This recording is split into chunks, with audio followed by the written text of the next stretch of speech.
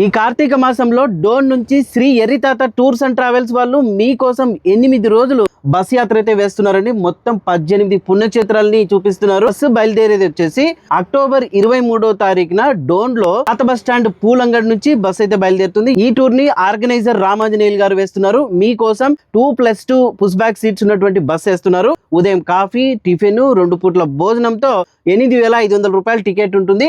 వెళ్ళాలనుకున్న వాళ్ళు 3,500 రూపాయలు కట్టి టికెట్ అయితే బుక్ చేసుకోండి.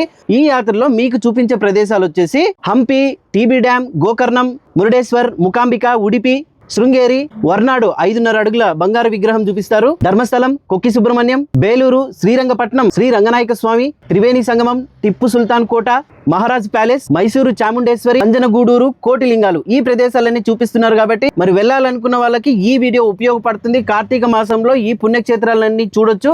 సో ఈ వీడియోని షేర్ చేయండి. ఇట్లాంటి అప్డేట్స్ కోసం మన పేజ్ని ఫాలో అవ్వండి.